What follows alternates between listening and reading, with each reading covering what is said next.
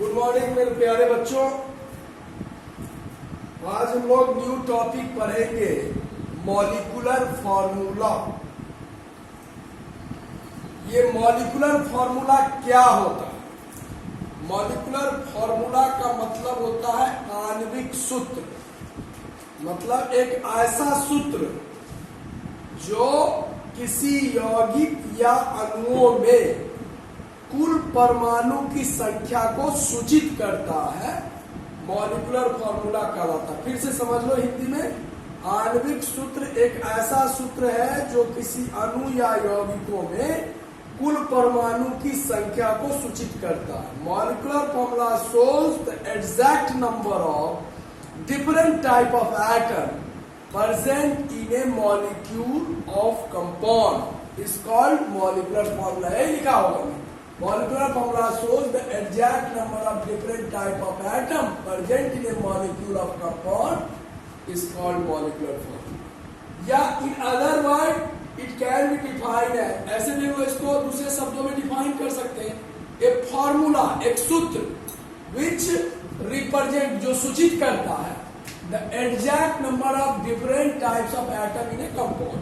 किसी कंपाउंड में different type के एटम मेरे बच्चों रहते हैं, उस डिफरेंट टाइप के एटम की कुल संख्या उस कंपाउंड में कितनी है, उसे ही मॉलिक्यूलर फॉर्मूला रिप्रेजेंट करता है कि कंपाउंड में डिफरेंट टाइप्स ऑफ एटम से जो बने कंपाउंड है उसमें एटमों की संख्या कितनी है, उसे इंडिकेट करता है मॉलिक्यूलर फॉर्मूला। जैसे एक एग्जांपल से हमने बताया, एसिटिक एसिड, इसका फॉर्मूला होता है CH3COOH। अब मेरे बच्चों देखो, ये जो कंपाउंड बन रहा है या तीन तत्वों के कॉम्बिनेशन से बन रहा है। तत्व की संख्या अलग अलग हो सकती है, लेकिन इसमें कुल तत्व कितने हैं? तीन है। जैसे देखिए, कार्बन एक तत्व हो गया, एक हाइड्रोजन हो गया और ऑक्सीजन हो गया। अब उसकी संख्या कम ज्यादा हो सकती है, लेकिन तत्व क्या वो है? तीन है। तो हम लोग देखेंगे कार्बन की संख्या इसमें कितनी है, तो 2 है, तो C2 हो गया। हाइड्रोजन की संख्या 3 1 4 है, तो 4 हो गया। ऑक्सीजन कितनी है? 2। तो इसका मॉलिक्यूलर फॉर्मूला C2H4O2 हो गया। मतलब किसी कंपाउंड में कुल एटमों की संख्या को रिप्रेजेंट करता है मॉलिक्यूलर फॉर्मूला। तो यहाँ पे 2 कार्बन है, कार्बन 2, हाइड्रोजन 4, ऑक्सीजन 2। अब जैसे मेरे बच्चों ऑक्जेलिक एसिड की बात करो, इसका फॉर्मूला होता है COOH। इसमें इसका मॉलिक्यूलर फॉर्मूला क्या होगा? इस कंपाउंड में हम लोग देखेंगे कि कार्बन, हाइड्रोजन और ऑक्सीजन कितना है। तो कार्बन 2 है तो C2 हो गया, हाइड्रोजन 2 है तो H2 हो गया, ऑक्सीजन 2 और 2 4 है, 4 लिख लिया। Direct simple. किसी यौगिक में डिफरेंट टाइप ऑफ एटमों की जो संख्या है वह मॉलिक्यूलर फॉर्मूला कहलाती है। A molecular formula represents the exact number of different type of atom present in a molecule or compound is called molecular formulas। और भी कुछ एग्जांपल्स तुम दे सकते हो, जैसे ग्लाइऑक्सॉल, जैसे इसका CHO होता है, तो इसका मेरे बच्चों मॉलिक्यूलर फॉर्मूला क्या होगा? MF मतलब मॉलिक्यूलर फॉर्मूला, कार्बन की संख्या 2 है तो 2 लिख देंगे, हाइड्रोजन की संख्या 2 है तो 2 लिख देंगे, ऑक्सीजन की संख्या 2 है तो 2 लिख देंगे। यही हो गया इसका मॉलिक्यूलर फॉर्मूला। अब नेक्स्ट टॉपिक हम लोग पढ़ेंगे इंपेरिकल फॉर्मूला। इंपेरिकल फॉर्मूला क्या है? इसको लोग मूलानुपाती सूत्र कहते हैं। मूलानुपाती सूत्र किसी यौगिक या अणुओं में, मूलानुपाती सूत्र किसी यौगिक या अणुओं में उपस्थित एक सिंपलेस्ट रेशियो, एक न्यूनतम अनुपात को सूचित करता है परमाणु।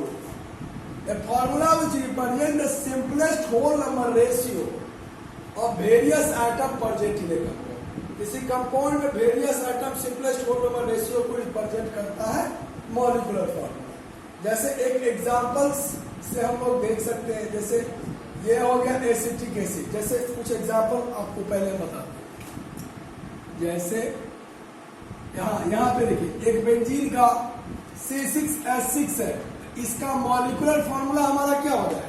एग्जैक्ट नंबर तो इसमें दे ही रहा है, इसको कुछ चेंज करने की जरूरत है? तो मॉलिक्यूलर फॉर्मूला तो इसका C6H6 ही हो जाएगा, लेकिन इंपेरिकल फॉर्मूला क्या होगा? तो कार्बन और हाइड्रोजन की संख्या सिंपलेस्ट लेना है। देखिए मेरे बच्चों, ये 2 से भी कट सकता है, तो कार्बन 3 हाइड्रोजन 3 होगा। 3 से भी कट सकता है, कार्बन 2 हाइड्रोजन 2, और 6 से भी कट सकता। तो कार्बन 1 हाइड्रोजन 1, तो सबसे सिंपलेस्ट रेशियो हमें लेना है, तो हम कौन सा लेंगे रेशियो?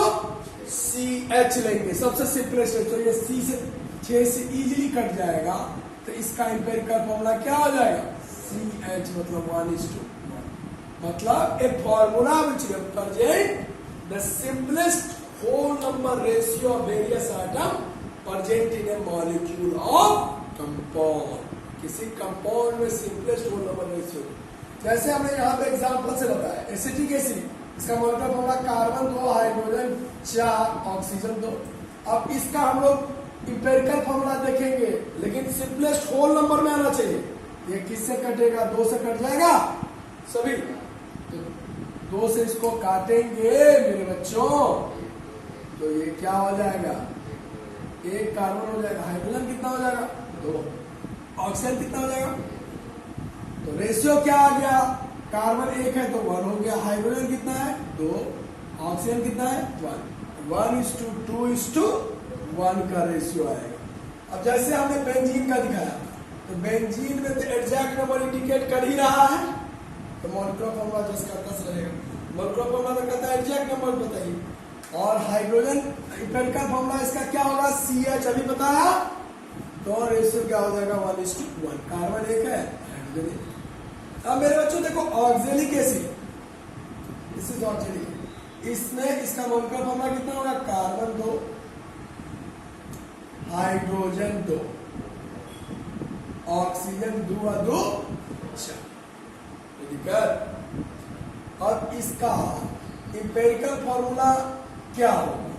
तो ये किससे कट सकता है? 2 से कट सकता है, और किसी से कट सकता है क्या?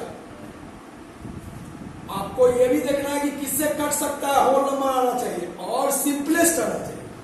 तो 2 से सिंपलेस्ट ही होगा, उसके बाद तो 2 से यहाँ काटे तो CH हो गया और O2 हो गया। रेशियो क्या हो गया? कार्बन 1 है 1, हाइड्रोजन 1 है 1, ऑक्सीजन 2 है, 1:1:2। तो ये मेरे बच्चों इंपेरिकल फॉर्मूला। अब relation between molecular formula and empirical formula, मतलब मॉलिक्यूलर फॉर्मूला और इंपेरिकल फॉर्मूला का रिप्रेजेंटेशन कैसे होता है? मॉलिक्यूलर फॉर्मूला बराबर N इंटू इंपेरिकल फॉर्मूला। तो N बराबर क्या हो जाएगा? मॉलिक्यूलर फॉर्मूला बटे इंपेरिकल फॉर्मूला। और N क्या है? Simplest whole number ratio. Number हमेशा होल नंबर में आना चाहिए, फ्रैक्शनल नहीं, लेकिन सबसे कम न्यूनतम रेशियो होना चाहिए।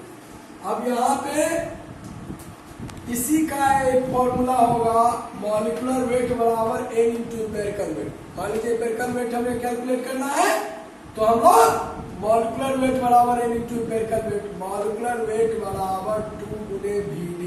अब मान लीजिए किसी कंपाउंड का वेपर डेंसिटी दिया हुआ है, तो हम लोग मॉलिक्यूलर वेट निकालने के लिए उसमें कितना गुना कर देंगे? 2। अब मॉलिक्यूलर वेट क्यों निकालेंगे? क्योंकि हमें N का वैल्यू निकल जाएगा, तब molecular weight by empirical weight. Molecular weight पता रहेगा तब ना N निकाल पाएंगे। इंपेरिकल वेट मान लीजिए दिया हुआ है, मॉलिक्यूलर वेट उस तरह से एक हमने क्वेश्चंस को एक्सप्लेन करने का प्रयास किया। यहाँ यदि मान लीजिए वेपर डेंसिटी दिया हो, तो उसको 2 से गुणा करके उस कंपाउंड का मॉलिक्यूलर वेट हम निकालेंगे। एक क्वेश्चन हमने दिया है, एक compound having empirical formula is CH2O। एक कोई कंपाउंड है जिसका इंपेरिकल फॉर्मूला CH2O है और उसका मॉलिक्यूलर वेट 60 है, 60 gram. Generally the element which expressed in gram 60 gram है, फाइंड मॉलिक्यूलर फॉर्मूला। तो उसका मॉलिक्यूलर फॉर्मूला क्या होगा? तो मेरे बच्चों देखो, मॉलिक्यूलर फॉर्मूला के लिए तुम्हें n इंटू इंपेरिकल फॉर्मूला निकालना होगा। Molecular formula is equal to n into empirical formula. तो भैया ये n तो तुम्हें निकालना होगा, इंपेरिकल फॉर्मूला तो दिया हुआ है CH2O, n यदि निकल जाएगा तो मॉलिक्यूलर फॉर्मूला नहीं निकल जाएगा। तो अब देखो n बनाओ molecular weight by empirical weight, तो मॉलिक्यूलर वेट कितना दिया हुआ है 60 और इंपेरिकल वेट, तो हम लोग इंपेरिकल फॉर्मूला से इसका इंपेरिकल वेट नहीं निकाल सकते।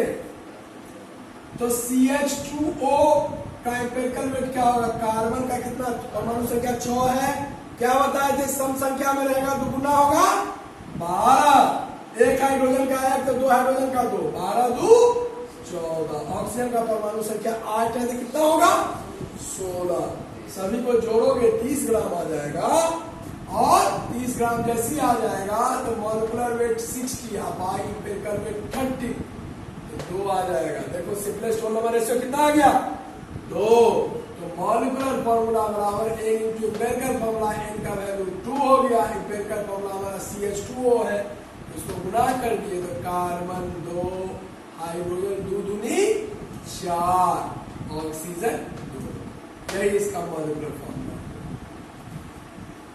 इस तरह हम लोग निकाल लेंगे। फिर से समझ लो, मॉलिक्यूलर वेट कंपाउंड का 60 है, इंपेरिकल फॉर्मूला इसका CH2O है, इंपेरिकल वेट